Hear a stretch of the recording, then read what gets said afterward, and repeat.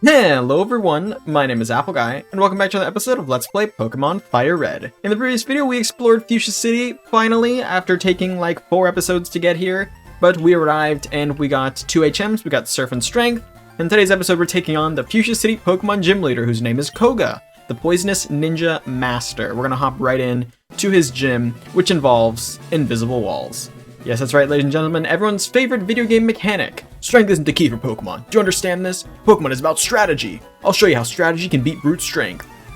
Alright, so we are here in the world of the Poison Gym. Yes, that's right, the Poison Gym, where they send out a Psychic type. So here's the deal. I'm starting with Zippo, and I'm starting with Zippo solely because Zippo has Bite. And this is a Psychic type in front of me. It might not be pure Psychic type, but it's a Psychic type. And honestly, it might be pure Psychic type. I'm not 100% positive either way, but it wouldn't be impossible for Hypno to be a pure Psychic type. But yeah, Koga himself doesn't have any Psychic type Pokemon. However, we got some Psychic types along the way, a whole ton of them. This is Hypno, by the way, the evolved form of Drowsy. And yeah, that's just easy XP for Zippo. There goes Juggler Caden. What? Extraordinary. Thanks. Yeah, so it's going to be a real easy battle, but the mechanic for this gym is invisible walls. I was a magician once upon a time, but I jumped to becoming a ninja, so I joined this gym. Well, you can be like, you know, a magic ninja, like a Power Ranger. Right, so the mechanic is invisible walls. You'll be running around and you'll smack into a wall. There are, of course, you know, one certain route you can take to get to the gym leader, Koga, and he is a pretty cool gym leader. I don't know how many fights I'll show of the, like, before the gym battles. Honestly, should be a pretty straightforward way. This is a Poison-type gym, as I mentioned, which in theory means we should be using a lot of our Pokemon Rex. Rex has Dig, which is super effective against the Poison-type. However, the Pokemon we're going to be seeing have the Levitate ability, so we will only be using Dig for one of Koga's Pokemon. Only one. Also, I don't have any, like, antidotes. I think I have some full heals, so we'll use those. But yeah, you know, we're gonna take on his team. It should be easier than Sabrina's gym was. Technically, the route you're supposed to go is, you're supposed to go here, and then you go back to, back to, what am I trying to say? The town, not Saffron. You go to Saffron, I don't know why I used Flame Wheel. You go to Saffron City, and that is where you, oh, I used Recover. That's interesting. That's where you battle Sabrina's Pokemon. Sabrina is supposed to be the 6th gym, and Koga is the 5th. We're doing it out of order because it doesn't make sense to travel around the region twice. You go where you go, and then you come back. That does explain why Sabrina's gym was difficult, though. Thankfully, we are, we're set. Please stop using Recover, Kadabra. Holy lord. I'm gonna one-shot it here, don't worry. Yeah. I'm also gonna have to use a full heal after this, and probably also a potion, but legitimately Zippo deserves it. So yeah. Some bit of a fun fact about Koga, since I probably won't get to explain this when I actually fight the gym leader himself. But Koga is a gym leader in the first Pokemon games, Generation I, we will say, in the Kanto games. However, in the Johto games, which is Generation II, he's actually a member of the Elite Four. And, you know, a lot of people wonder, well, who replaces him then? The answer is his daughter, Janine. She replaces him. That's pretty interesting, I thought. You know, I don't think we see Janine in this game, but, you know, when it comes time and you return here to visit the gym, Janine is here, and she's like, oh, my dad went to become an Elite Four member, so here I am. You know, it's pretty cool. Let's go ahead and heal Zippo up really quickly. I believe there's 6 trainers blocking us from the man, the myth, the legend himself, so we will, you know, we will deal with all of them along the way. Yeah, I'm gonna use a couple of, oh, am I gonna use exactly 2? Yes, I did. I used exactly 2 super potions for 100 HP restored. I also studied the way of the ninja with Master Koga. Ninja have a long history of using animals. Can't confirm or deny that. I legitimately don't know. However, I think it's pretty interesting. Okay, Tamer Edgar sends out an Arbok. This is actually our first pure poison type, so we should probably switch. Yeah. Ground type is super effective, and I believe the other type Might have been bug. Might have been bug type. I'm not 100% positive. It was not a type that, like, I would have on hand. So pretty much we're banking on the ground type here. And by the ground type, I mean Rex. Alright, so speaking of which, let's go ahead and use Dig really quickly. 10 HP only on the move Dig, so we will potentially have to run out to the Pokemon Center, which thankfully is right outside. It's legitimately next door. We can head over there pretty quickly and heal up. But yeah, this is what Rex is going to do to one of Koga's Pokemon. Not all of them, unfortunately, but on one. Also, Sand Slash. I probably should have switched to, oh, yikes. I should have switched to Crush on that one. Yikes, a Slash. But he got poisoned, so what's it to ya? Alright. And there he goes for some poison damage.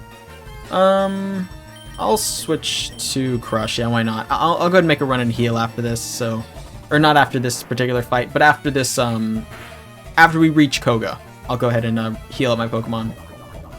I'll cut that out, though, so you guys don't have to see it. This is the move Surf. We learned this last time. We got a HM for it. It's a very powerful water-type move. Legitimately recommend keeping on your Pokemon normally. And the second Arbok, which goes back to Rex. We also nicknamed our Pokemon previously. Arcanine became Zippo, and Dodrio became Triforce. Triforce, of course, because there's 3 heads, and it's powerful. Alright, so let's go ahead and use Dig. This should be the halfway point of trainers we have to fight, I think. So hopefully this video, you know, it doesn't last too long. We can maybe cut out some of the fights later on if they're repetitive, and we can just enjoy... Ooh, Arbok actually hung on there. That's okay. I will go ahead and just use like a Mega Horn or something, or Horn Attack, just because I don't want to use up a Dig PowerPoint for that. And level 37 for Rex, very powerful member of the team. Player defeated Tamer Edgar. Awoo! Spooky. All right, yeah. So as you can see, I'm kind of walking around. I'm smacking into some invisible walls. It's great. It's what happens here. Stop right there! The famed invisible walls of Fuchsia Gym have you frustrated? Not really.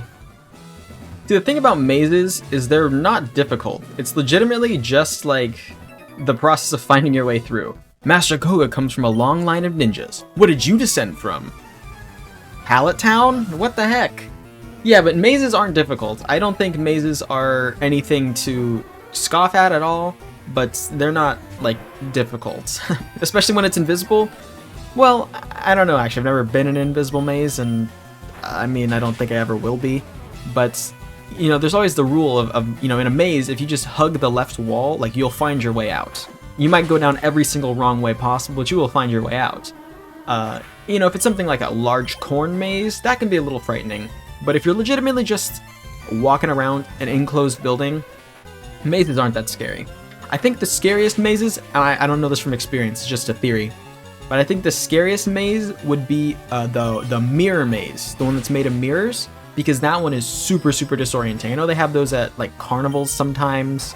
I don't know if carnivals exist, but, you know, they'll have, like, the Hall of Mirrors or, like, the mirror maze, where it's just a bunch of mirrors pointing into each other.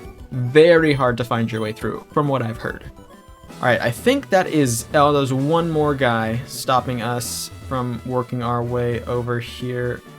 Okay. Okay, that's how you get to Koga. Wait, how do I fight you?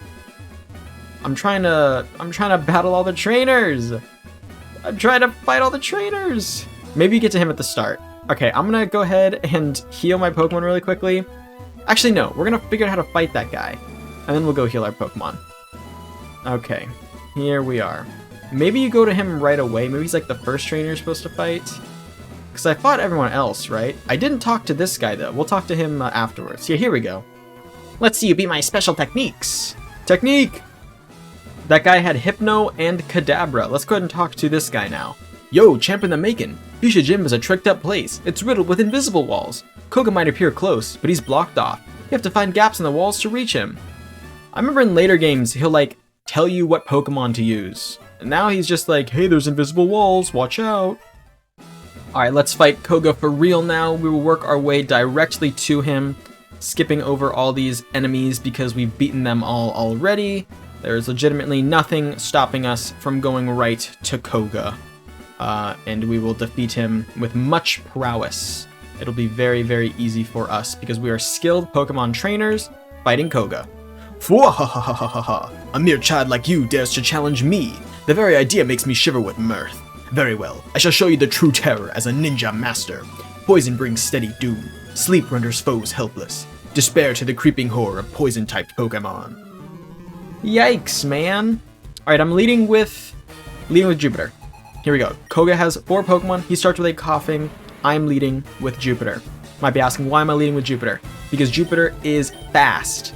And that's all I need here. I need speed to take down these early level Pokemon. Speed to take them down. And there it is. Down goes the first coughing. Jupiter gains some EXP.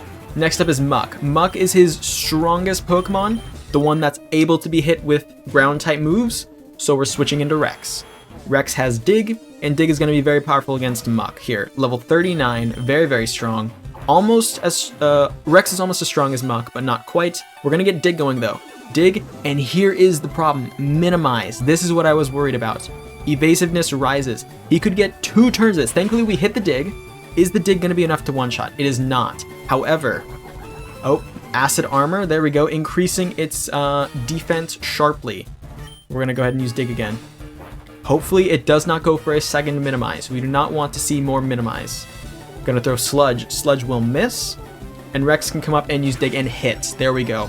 Oh, but it's hanging on just barely. That is definitely in range to use a healing item. I would not be surprised if we see that. However, to counter it, I will... Yeah, okay. We definitely were going to see that Hyper Potion. That's not surprising whatsoever. I went in with the Horn attack there, but I did indeed miss. Okay, we're going to use Dig again. Trying to get underground as much as possible. Hopefully we get those sludges and they miss because it cannot hit me. Minimize is something to be concerned about. If Minimize builds too much, we have 2 options. We cycle to... Okay, we do hit the Dig again.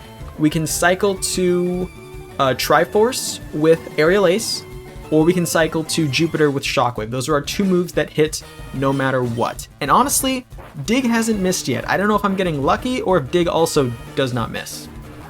I have a feeling Dig misses. I think we're just getting lucky.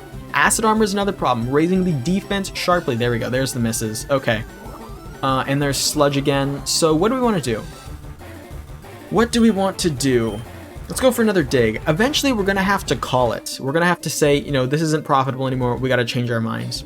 I think we're going to use the rest of Dig's power points, which will legitimately be like 10 turns. But we're not doing as much damage anyway. That defense is really, really raised. So we might have to consider a switch out to another team member. And that would probably be... It might be a good idea to actually use Triforce. Triforce could be a fair switch to make there. There's Sludge again. Alright. And now we're going to need to hit a Dig. I think we're going to have to hit 2 or 3 more Digs with the current defense. And also get no more Minimizes and no more anything else. Okay, there we go. Here we go. Oh, the Dig missed again. Darn. Sludge comes out, and we are going to take some damage from Sludge. Just a little bit, though. Not bad. Let's fight with Dig again. Let's continue using the Dig strategy until we're out of Dig power points. That's the plan here. I think that's what's going to yield the best results. We'll allow Rex to not take a ton of damage. So Rex is definitely going to be switched out. Gosh, yeah, that Acid Armor is really making me want to go for Jupiter instead of for Triforce there, because Triforce would be using a physical attack and Jupiter would be using a special. Okay, we did hit Dig again. We're just not dealing as much damage as we need. And honestly, I'm worried we would be in range to take... I'm going to go ahead and switch out to Jupiter. I don't want to activate another potion, solely because this is his strongest Pokemon. And we are definitely in... Ooh, but Jupiter does not have high defense at all.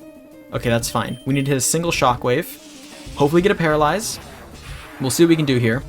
How much damage will that do? Not enough. That is 100%. That's 100% in range for, gosh, what do I do then? Switch to Triforce, I guess. That's 100% going to use a potion right there. I believe he's got 2 potions, and this will be the second one. Yeah, look at it. Leader Koga used the Hyper Potion. Not surprised. Okay, well, I think he's out of Hyper Potions now. And, you know, Legitimately, Roar would be pretty cool to have right about now. The move Roar on Zippo could be used to like forcefully switch out the enemy Pokemon. It could be great. We do get badly poisoned off of this. It looks like this is going to be something... Oh, we didn't take a ton of damage though. We didn't take a ton of damage. I'm going to continue hitting the Aerial Ace because I know that's going to hit. You can continue minimizing Muck. That is fine. I'm going to use Aerial Ace and I'm going to hit every single one of these shots. We are dealing with poison now. I could use a full heal. However, despite the enemy trainer being a little bit cheap, I consider items in battle to be not the best. I don't really want to use them. I had to use items in battle for the previous gym leader, and this one I want to try and do legitimately. Whoa. Triforce. Thank you. Insane critical hit from Triforce there. About to use a coughing. Will we switch? Let's not switch. Let's continue going with Triforce here. Vidalia is our worst choice to have to result to, because Vidalia is a grass type, which means it takes increased damage from the poison type. And even though Vidalia itself is a poison type, it is not a good maneuver there. But it's fine. You know, the remaining Pokemon, we did get hit with coughing sludge. That's fine. The remaining Pokemon is this coughing, and there is one more after this. And you know, we'll be in a good position if we can take this one down, and then use the rest of our team to take down the remaining Pokemon.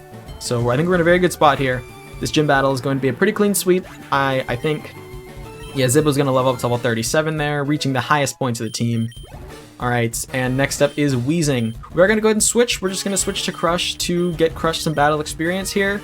And, you know, we'll see what's going to happen. If Crush happens to lose, you know, that's okay. We've got tons of great backup. We can switch to Zippo. And if Zippo somehow loses as well, then we will switch out to... we'll go ahead and switch out to Rex. Weezing is the most powerful Pokemon by level. But Muck was definitely more scary. Muck was hugely scary. Weezing is a total pushover. Fun fact about Koga's coughings, though. They both had self-destruct, meaning at any point they could have just blown themselves up. Crush gains to level 40, 120 HP now. You have proven your worth. Here, take the Soul Badge. Not the Soul Badge, the Soul Badge. Now that you have the Soul Badge, the defense of your Pokemon raises. It also lets you surf outside of the battle. Ah, take this too. That explains why we couldn't surf on any bodies of water. We get TM06. Sealed within that TM lies Toxic. It is a secret technique dating back some 400 years. A very good maneuver. Unfortunately, it does not lower the invisible wall, so we're still gonna have to blindly walk out of here. But Toxic is a great move. You guys can expect me to give that to Rex probably in the next episode. I don't think I'll do it today. But, you know, it is a very powerful move, and I will 100% be using it here on our Pokemon Rex. Let's go ahead and step outside in the bright light of Fuchsia City, and let's go ahead and take a peek at our badge case. As you can see, we've got 6 badges now. And here's the back of our trainer card. It's great. Having 6 badges is so wonderful. We can use Surf outside of the battle now, which allows us to get to the next location, actually. We're going to go ahead and take a quick peek at the map in the upper right-hand corner of the Pokemon Center before we end off the episode here. So I'm very, very stoked. Alright, we're all fully healed now. Let's go ahead and take a quick peek up here at the map so I can show you guys what we need to do. Basically, we need to head onto this waterbound route here, Route 19 and 20, and that'll take us over to some islands that I'm not going to hover over, and eventually we'll reach the next big city, that red dot right there. That is going to be all for now, though, so I want to thank you all so much for watching. If you have enjoyed, please hit like and subscribe, and tell your friends about the series if you think they would enjoy it. It means a lot to me when you guys share my videos around. I'll catch you guys all back here next time for the next episode of Let's Play Pokemon Fire Red. Until then, as always, take care.